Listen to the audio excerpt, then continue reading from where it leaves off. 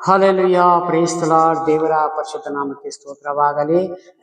ಈ ರಾತ್ರಿ ವೇಳೆಯಲ್ಲಿ ಒಂದು ವಾಕ್ಯ ಭಾಗವನ್ನು ತೆಗೆದುಕೊಳ್ಳೋಣ. 146ನೇ ಕೀರ್ತನೆ ಆಗಿದೆ, ಮೊದಲನೇ ವಚನವಾಗಿದೆ. ಈ ವಚನದಲ್ಲಿ ಯೆಹೋವನನ್ನು ಆಶ್ರಯಿಸಿಕೊಂಡವನು ಧನ್ಯನು ಎಂಬುದಾಗಿ ವಾಕ್ಯವಾಗಿದೆ. ಅದಕ್ಕೆ ಯಾಕೋವಿಗೆ ಸ್ತೋತ್ರ, ನನ್ನ ಮನವೇ ಯೆಹೋವನನ್ನ ಸ್ತುತಿಸು, ಪ್ರಾಣ ಇರುವವರೆಗೂ ಆತನನ್ನು ಸ್ತುತಿಸುವೆನು. ಹಲ್ಲೆಲೂಯಾ. ಭಕ್ತರು, ದೇವರನ್ನ ಆದುಕೊಂಡವರು ಹಲ್ಲೆಲೂಯಾ ಹೇಳುವಂತ ಈ ಮಾಡುವಂತ ಪ್ರಾರ್ಥನೆ ಆಗಿದೆ. ಪ್ರಿಯರೇ, ನನ್ನ ಯಾಹುವಿಗೆ ಸ್ತೋತ್ರ, ನನ್ನ ಮನವೇ ಯೆಹೋವನನ್ನ ಸ್ತುತಿಸು, ಪ್ರಾಣ ಇರುವವರೆಗೂ.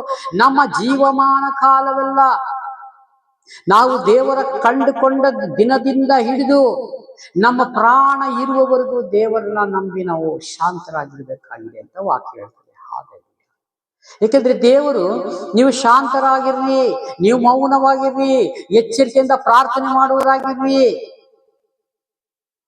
ಯೇಸು ಸ್ವಾಮಿ ನನಗೆ, ನಾನು ಪರಲೋಕದಲ್ಲಿ ಸ್ಥಳವನ್ನ ಸಿದ್ಧ ಮಾಡಿ ಪುನಃ ಬಂದು ಕರೆದುಕೊಂಡು ಹೋಗ್ತೇನೆ ಅಂತ ಹೇಳಿದಾರಲ್ಲ, ಅದಕ್ಕಾಗಿ ವಾಕ್ಯ ಓದುತ್ತಾ ಬಲ ಹೊಂದಬೇಕಾಗಿದೆ. 10 ಮಂದಿ ಕನ್ಯರು ನೋಡುವ ಸೂಚಕ ಕಾರ್ಯ ಆಗಿದೆ. 5 ಮಂದಿ 10 ಜನನೂ ರೆಡಿಯಾಗಿದ್ರು. ಸ್ವಲ್ಪ ಸಮಯ ಆಗಿದ್ಕೆ ಅವರಲ್ಲಿ ಎಣ್ಣೆ ಖಾಲಿ ಆಯಿತು, ಅಂದ್ರೆ ಅವರಲ್ಲಿ ಪ್ರಾರ್ಥನೆ ಕಮ್ಮಿ ಆಯಿತು. ಇನ್ನು 5 ಜನ ಎತ್ತಲ್ಪಟ್ರು, 5 ಜನ ಬೀಳಲ್ಪಟ್ರು. ಹಾಗಾಗಿ ಅದೊಂದು ಸಬ್ಜೆಕ್ಟ್ ಇದೆ, ಅದು ನಾನು ಮಾತಾಡಲಿಕ್ಕೆ ಹೋಗೋದಿಲ್ಲ. ಆದರೆ ದೇವರ ವಾಕ್ಯದಲ್ಲಿ ಬೆಳೆದು, ದೇವರು ಬರೋದಿನ ತಡವಾಗಿದೆ ಅಂತ ನಾವೆಲ್ಲರ ಲೋಕಕ್ಕೆ ಕಾಲಿಟ್ಟೇವಿ. ಹಲ್ಲೆಲೂಯಾ. ಎಚ್ಚರಿಕೆಯಿಂದ ಅದಕ್ಕೆ ವಾಕ್ಯ ಹೇಳ್ತಾ, ನಿಮ್ಮನ್ನು ಎಚ್ಚರಿಕೆಯಿಂದ ಕಾಪಾಡಿಕೊಳ್ಳಿ. ಯೂದನ ಪತ್ರಿಕೆಯಲ್ಲೂ ಹಾಗೆ ಬರೆಯಲ್ಪಟ್ಟಿದೆ, ನಿಮ್ಮನ್ನು ನೀವು ಎಚ್ಚರಿಕೆಯಿಂದ ಕಾಪಾಡಿಕೊಳ್ಳಿ. ಪೇತ್ರನ ಬರೆದಲ್ಲೂ ಹಾಗೆ ಬರೆದಿದೆ. ಹಲ್ಲೆಲೂಯಾ. ಹಾಗಾಗಿ ನನ್ನ ಪ್ರಾಣ ಇರುವವರೆಗೂ ಸ್ತುತಿಸುವೆನು, ಜೀವಮಾನವೆಲ್ಲ ನನ್ನ ದೇವರನ್ನು ಕೊಂಡಾಡುವೆನು. ಹಲ್ಲೆಲೂಯಾ. ಭಕ್ತರು ಹೇಳುವಂತ ಮಾತಾಗಿದೆ, ಜೀವಮಾನವೆಲ್ಲ ನನ್ನ ದೇವರನ್ನ ಕೊಂಡಾಡುತ್ತೇನೆ. ಹಲ್ಲೆಲೂಯಾ.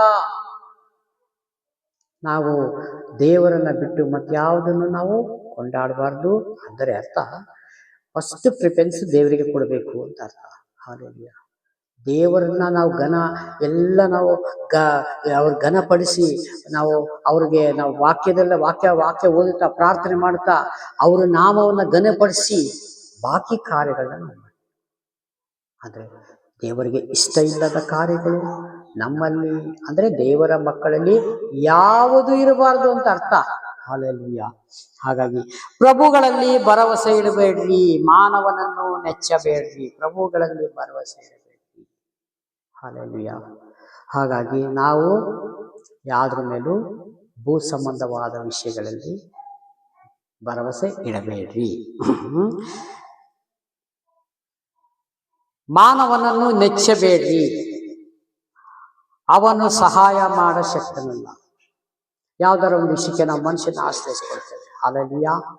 ಆದರೆ ಇಲ್ಲಿ ವಾಕ್ಯ ಹೇಳ್ತದೆ, ಮಾನವನನ್ನು ನೆಚ್ಚಬೇಡ್ರಿ, ಅವನು ಸಹಾಯ ಮಾಡ ಶಕ್ತನಲ್ಲ. ಹಲ್ಲೆಲೂಯಾ. ಆದರೆ ನಾವು ಏನ್ ಮಾಡ್ಬೇಕು? ಇದಕ್ಕಿಂತ ಮುಂಚೆ ನಾವು ಮನೇಲಿ ಕುತ್ಕೊಂಡು ಪ್ರಾರ್ಥನೆ ಮಾಡಬೇಕು. ದೇವರೇ, ಈ ರೀತಿ ಒಂದು ಆಗ್ತಾ ಇದೆ, ಹೀಗೆ ಹೋಗ್ಬೇಕು ಸ್ವಾಮಿ, ನನಗೆ ಸಹಾಯ ಮಾಡು ದೇವರೇ. ಯಾವತ್ತು ನಮ್ಮನ್ನ ನಾವು ತಗ್ಗಿಸಿಕೊಂಡು ಕರ್ತನ ಕರಗಳಲ್ಲಿ ಒಪ್ಪಿಸಿಕೊಡ್ತೇವೋ, ದೇವರು ನೇಮಕ ಮಾಡಿದಂತ ಮನುಷ್ಯನು ಬರ್ತಾನೆ. ಅಂದ್ರೆ ನಾವು ಹುಡ್ಕೊಂಡು ಹೋಗ್ಬಾರ್ದು, ಅಲ್ಲೇ ನಾವು ಹಿಂಚಾಡೋದು. ಅದಕ್ಕೆ ಮಾನವನನ್ನು ನೆಚ್ಚಬೇಡ್ರಿ, ಅವನು ಸಹಾಯ ಮಾಡ ಶಕ್ತನಲ್ಲ. ಅವನು ಉಸಿರು ಹೋಗಲು ಮಣ್ಣಿಗೆ ಸೇರುತ್ತಾನೆ. ಅವನ ಸಂಕಲ್ಪಗಳೆಲ್ಲ ಅದೇ ದಿವಸ ಹಾಳಾಗುವವು. ಯಾವುದೇ ಇರ್ಲಿ, ಒಂದು ಪ್ರಾಜೆಕ್ಟ್ ಮಾಡ್ಲಿ, ಪ್ರತಿಯೊಂದಿರ್ಲಿ, ಮನುಷ್ಯನ ನೆಚ್ಚಬೇಡ. ಅವನು ಸಹಾಯ ಮಾಡ ಶಕ್ತನಲ್ಲ, ಅವನ ಉಸಿರು ಹೋಗಲು ಅವನು ಮಣ್ಣಿಗೆ ಸೇರ್ತಾನೆ. ಅವನ ಸಂಕಲ್ಪ ಅವತ್ತೇ ಹಾಳಾಗ್ತದೆ, ಅವತ್ತೇ ಡಿಲೀಟ್. ಅವನ ಹೆಸರಲ್ಲಿ ಏನೇನಿರ್ತಾವೆಲ್ಲ ಹೊರಟೋಯ್ತು. ಅದಕ್ಕಿಂತ ದೇವರನ್ನ ಆಶ್ರಯಿಸ್ಕೊಳ್ಳೋದು ಎಷ್ಟೋ ಒಳ್ಳೇದು ಅಂತ ಹೇಳ್ತಾರೆ. ಏಕೆಂದ್ರೆ ಆತನ ರಾಜ್ಯಕ್ಕೆ ಅಂತ್ಯವೇ ಇಲ್ಲ. ಯುಗಾಂತರದಲ್ಲೂ ಅರಸನಾಗಿರುವ ಸೇನಾಧೀಶ್ವರನಾದ ಯೆಹೋವನ ನುಡಿಯಾಗಿದೆ. ಮನುಷ್ಯರಿಗೆ ಇಷ್ಟಿಷ್ಟು ವರ್ಷಗಳಂತ ಒಂದು ನೇಮಕವಾಗಿದೆ ಆಯುಷ್ಕಾಲ, ಪ್ರಿಯರೇ. ಆದರೆ ದೇವರ ಹತ್ರ ಅದಿಲ್ಲ. ದೇವರೇ ಭೂಮಿ ಆಕಾಶ ಉಂಟು ಮಾಡಿದಾರಲ್ಲ, ಅವರ ರಾಜ್ಯಕ್ಕೆ ಅಂತ್ಯವೇ ಇಲ್ಲ. ಹಾಗಾಗಿ ದೇವರನ್ನ ನಂಬಿ ನೀವು ಶಾಂತರಾಗಿರ್ರಿ. ಹಾಲೆಲೂಯಾ. ಹಾಗೆ ಯಾವನಿಗೆ ಯಾಕೋಬನ ದೇವರು ಸಹಾಯಕನೋ, ಯಾವನು ತನ್ನ ದೇವರಾದ ಯೆಹೋವನನ್ನು ನಂಬಿರುತ್ತಾನೋ ಅವನೇ ಧನ್ಯನು. ಹಾಲೆಲೂಯಾ. ನೋಡ್ರಿ, ಮನುಷ್ಯನ ಆಶ್ರಯ ಮಾಡಿಕೊಂಡರೆ ಅವನ ಉಸಿರಿ ಹೋಗಲು ಮಣ್ಣಿಗೆ ಸೇರ್ತಾನೆ. ಹಾಲೆಲೂಯಾ. ಆದರೆ ಇಲ್ಲಿ ಯಾವನಿಗೆ ಯಾಕೋಬನ ದೇವರು ಸಹಾಯಕನು, ಯಾಕೋಬನ ದೇವರು ಯಾವನಿಗೆ ಸಹಾಯಕನೋ. ಯಾಕಂದ್ರೆ ದೇವರ ಮಾತನ್ನ ನಾವು ಕೇಳುವಾಗ ದೇವರು ನಮಗೆ ಸಹಾಯ ಮಾಡ್ತಾರೆ. ಹಾಲೆಲೂಯಾ. ಒಳ್ಳೆ ಆಲೋಚನೆಗಳನ್ನ ಕೊಡ್ತಾರೆ, ಆತ್ಮದೊಂದಿಗೆ ಮಾತನಾಡ್ತಾರೆ, ಪರಿಶುದ್ಧಾತ್ಮನು ನಮ್ಮ ಸಹಾಯಕ್ಕೆ ಕಳಿಸ್ತಾರೆ. ಹಾಲೆಲೂಯಾ. ಸಕಲ ವಿಷಯದಲ್ಲೂ ಸತ್ಯತೆಯಲ್ಲಿ ನಡೆಸ್ತಾರೆ.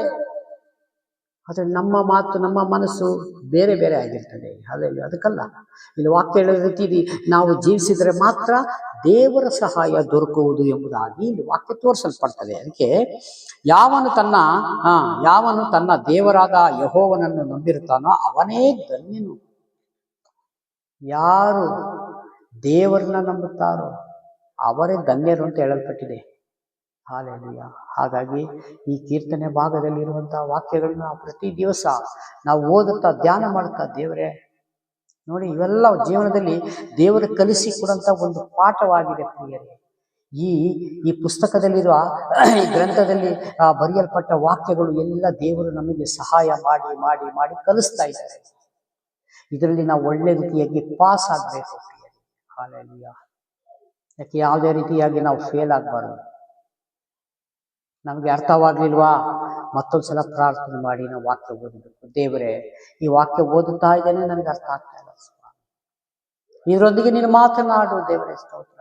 ನಾನು ಬದುಕಿರುವ ಕಾಲವೆಲ್ಲ ಹೇಗೆ ಜೀವಿಸಬೇಕು ಎಂಬುದಾಗಿ ನೀನು ತೀರ್ಮಾನ ಮಾಡು ಸ್ವಾಮಿ. ದೇವರೇ, ನನ್ನ ಕುಟುಂಬಕ್ಕೆ, ನನ್ನ ಮನೆಗೆ ಯಜಮಾನನು ನೀನು ಸ್ವಾಮಿ.